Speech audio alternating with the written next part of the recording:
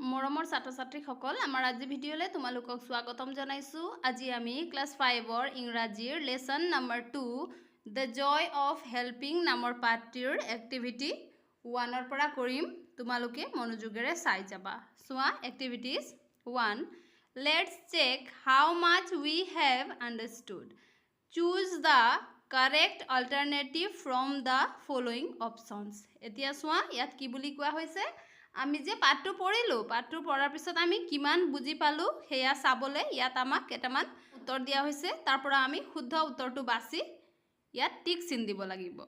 এতিয়া চোৱা the headmaster was talking about. প্ৰধান শিক্ষকে কিহৰ বিষয়ে কৈছিল?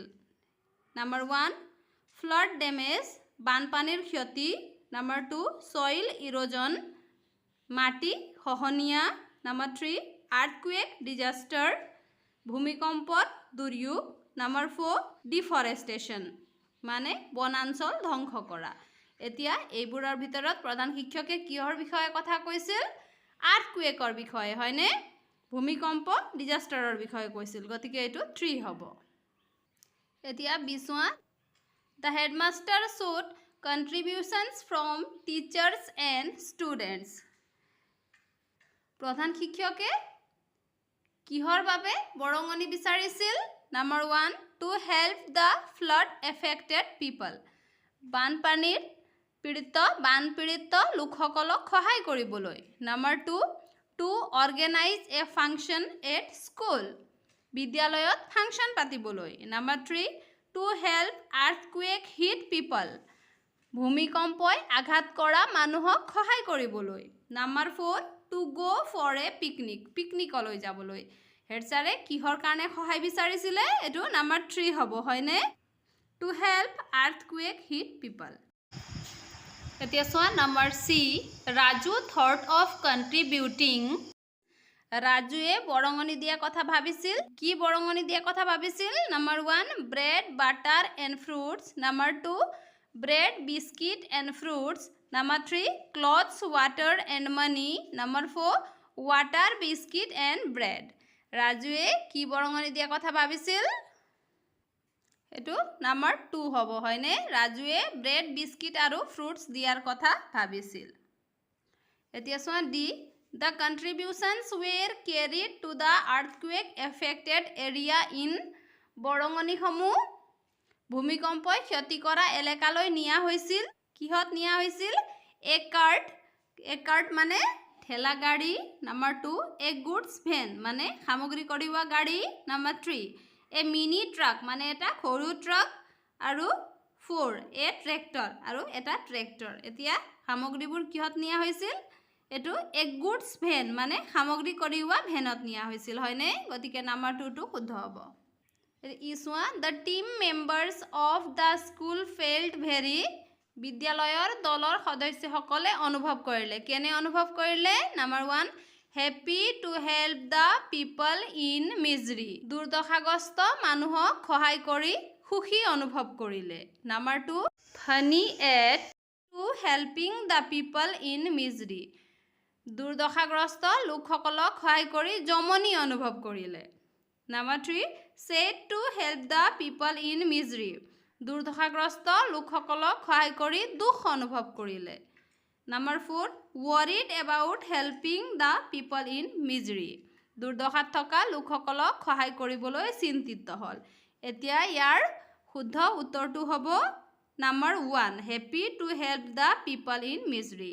নম্বৰ 1 এতিয়া চোৱা F when we help someone we always feel। আমি যেতিয়া কাৰোবাক সহায় কৰোঁ তেতিয়া আমি অনুভৱ কৰোঁ। কেনেকুৱা অনুভৱ কৰোঁ? নম্বৰ 1 মিজাৰেবল মানে দুৰ্ভগীয়া। নম্বৰ 2 হেপী আমি সুখী অনুভৱ কৰোঁ। নম্বৰ 3 ছেড অনুভৱ কৰোঁ, ছেড মানে দুখী। নম্বৰ 4 ফানি মানে জমনি অনুভৱ কৰোঁ।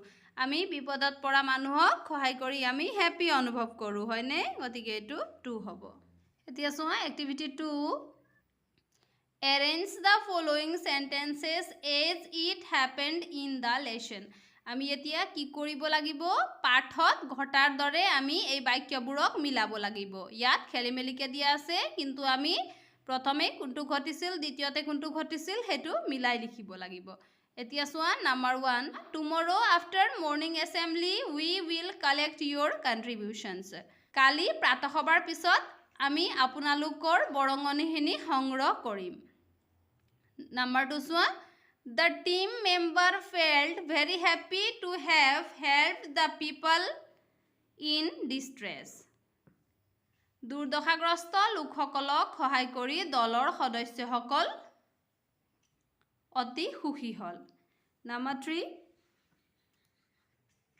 অতি সুখী হৈছিল number 3 people have lost their homes and belongings মানুহে তেওঁলোকৰ ঘৰ দুৱাৰ আৰু বস্তু হেৰুৱাইছিল number 4 during the lunch break Nita, Geeta and Raju were discussing their contribution দুপৰীয়া আহাৰ গ্ৰহণৰ সময়ত নিতা গীতা আৰু ৰাজুৱে নিজৰ বৰঙনিৰ বিষয়ে আলোচনা কৰি আছিল number 5 The goods van and a team of volunteers including Raju and Rita then left for their destination. সামগ্ৰী ভানখন স্বেচ্ছাসেৱকসকলৰ দলৰ লগতে ৰীতা আৰু ৰাজু গন্তব্যস্থানলৈ ৰাওনা হ'ল এতিয়া এইবোৰৰ ভিতৰত প্ৰথমতে নাম্বাৰ 1ত কোনটো ঘটিছিল আমি হেতু লিখিব লাগিব এতিয়া আমি প্ৰথমতে লিখিম এটো নাম্বাৰ 3 এটুক আমি প্ৰথমতে লিখিব লাগিব people have lost their home and belongings মানুহে তেওঁলোকৰ ঘৰ দুৱাৰ আৰু বয় বস্তুবোৰ হেৰুৱাইছিল গতিকে আমি প্ৰথমতে এই সেন্টেন্সটো লিখিম তোমালোকে লিখিবা মই ইয়াত নাম্বাৰ দি গৈছো এটো 1 এটো প্ৰথমতে লিখিবা তাৰ পিছত এতিয়া চোৱা tomorrow after morning assembly we will collect your contributions এতিয়া এটো সেকেন্ডত হ'ব প্ৰথমতে কি হ'ল মানুহসকলে তেওঁলোকৰ বয় বস্তুবোৰ হেৰুৱালে তাৰ পিছত পিছদিনাখন শিক্ষকে কি ক'লে কালি আমি তোমালোকৰ বয় বস্তুবোৰ আমি তোমালোকে দিয়া সহায়বোৰ আমি কি কৰিম কালি সংগ্ৰহ কৰিম বুলি ক'লে গতিকে এটো আমি নাম্বাৰ 2 লিখিব লাগিব তাৰ পিছত চোৱা নাম্বাৰ 4 চোৱা during the lunch break Nita, Geeta and Raju were discussing their contribution এটো আমি নাম্বাৰ 3 লিখিব লাগিব এতিয়া চোৱা number 5 the goods van and a team of volunteers including Raju and Rita then left for their destination এটো আমি number 4ত লিখিব লাগিব তাৰ পিছত the team members felt very happy to have helped the people in distress এটো আমি number 5ত লিখিব লাগিব এবোৰ তোমালোকে পঢ়ি ধুনিয়াকে মিলাই লিখি লবা এতিয়া চোৱা number 3 let's read think and write বলা পঢ়া ভাবা আৰু লিখা এতিয়া চোৱা number A while going to school you find a puppy in a muddy ditch the puppy has fallen into the ditch and is struggling to come out what will you do in this situation write 3 sentences on the action you would take এতিয়া চোৱা স্কুললৈ গৈ থাকুতে কি হ'ল এটা বুকাময় খালত এটা কুকুৰ পোৱালি পৰি তাৰ পৰা উলাই আহিবলৈ যত্ন কৰি থকা তুমি দেখা পালা এই পৰিস্থিতিত তুমি কি কৰিবা তুমি যি পদক্ষেপ লবা তাৰে তিনিটা বাক্য তুমি ইয়াত লিখিব লাগিব এতিয়া তুমি কি কৰিবা এতিয়া চোৱা এই লৰাজনে কি কৰিছে হাতত গ্লোভ পিন্ধি পাপি মানে কুকুৰ পোৱালিটোক উলিয়াবলৈ চেষ্টা কৰিছে হয়নে এতিয়া তুমি কি কৰিবা হেয়া তিনিটা সেন্টেন্স ইয়াত লিখিব লাগিব এতিয়া চোৱা মই ইয়াত লিখি দিছো তোমালোকে নিজৰ ফালৰ পৰাও কিবা লিখিব পাৰা Number 1 I will gently pick up the puppy from the ditch মই লাহেকে কুকুৰ পোৱালিটোক খালৰ পৰা উলিয়াই আনিম Number 2 I will put it on dry ground মই তাক শুকান মাটিত ৰাখিম বা মাটিত ৰাখিম Number 3 I will clean up the puppy আৰু মই কুকুৰ পোৱালিটোক সাফা কৰিম সাফা কৰিম মানে যদি তাত সুবিধা হয় তেতিয়া হলে গা পা ধোৱাৰ ব্যৱস্থা কৰিম হয়নে নহলে আমি আৰু এটা কামো কৰিব পাৰো আমি উছৰে পাজৰে থকা ডাঙৰ কাৰোবাক মাতি আমি কুকুৰ পোৱালিটোক তাৰ পৰা উদ্ধাৰ কৰিবলৈও ক'ব পাৰিম হয়নে এতিয়া চোৱা B one of your friends get injured in a friendly football match in your school. Write 3 sentences on how you will help him.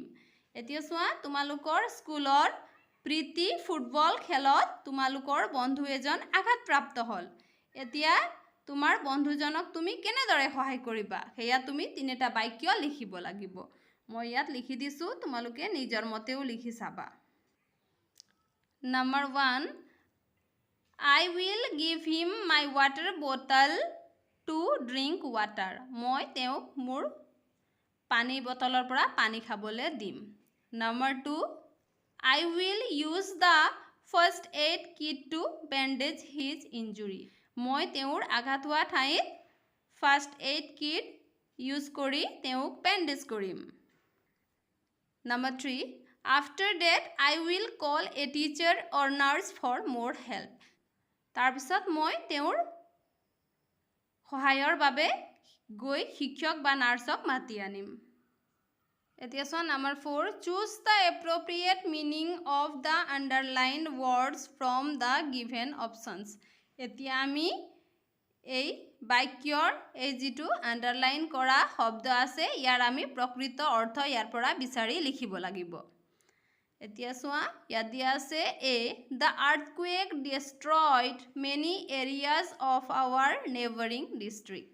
এতিয়া এই destroyed শব্দৰ অৰ্থটো আমি ইয়াত বিচাৰিব লাগিব ইয়াত কোৱা হৈছে ভূমিকম্পই আমাৰ চুবুৰীয়া জিলা ধ্বংস কৰিলে এতিয়া এই destroyed শব্দ ধ্বংস এতিয়া ইয়াৰ প্ৰকৃত অৰ্থ আমি ইয়াত বিচাৰিব লাগিব চোৱা Number 1 ব্ৰক মানে ভাঙি গ'ল Number 2 moved মানে স্থানান্তৰিত হ'ল Number 3 built মানে নিৰ্মাণ কৰা হ'ল Number 4 damaged মানে ক্ষতিগ্ৰস্ত হ'ল গতিকে আমাৰ destroyed শব্দৰ অৰ্থ damaged হ'ব এতিয়া চোৱা B The teachers and students then left for their destination here refers to তাৰপিছত শিক্ষক আৰু ছাত্ৰ-ছাত্ৰীসকল গন্তব্য স্থানলৈ ৰাওনা হ'ল ইয়াত গন্তব্য স্থানৰ অৰ্থ হ'ল Number 1 The playground খেলপথাৰ Number 2 their school তেওঁলোকৰ বিদ্যালয় Number 3 distant village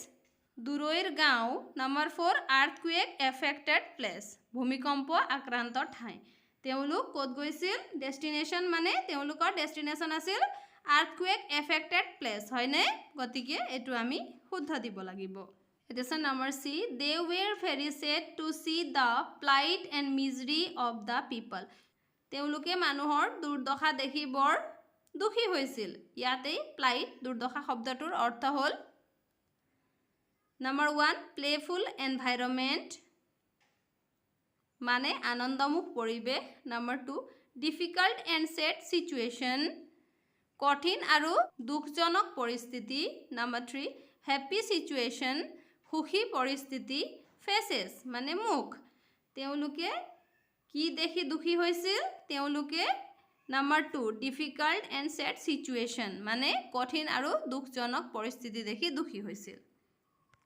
এতিয়া this one everyone was very grateful to the volunteers for their help স্বেচ্ছাসেৱী সকলৰ সহায়ৰ বাবে সকলো বৰ কৃতজ্ঞ হৈছিল গ্ৰেটফুল মানে কৃতজ্ঞ এতিয়া কৃতজ্ঞ শব্দৰ অৰ্থ Number 1 satisfied মানে সন্তুষ্ট Number 2 happy মানে সুখী Number 3 thankful মানে ধন্য হোৱা আৰু Number 4 joyful মানে আনন্দিত এতিয়া এই গ্ৰেটফুল শব্দৰ অৰ্থটো ইয়াত হ'ব thankful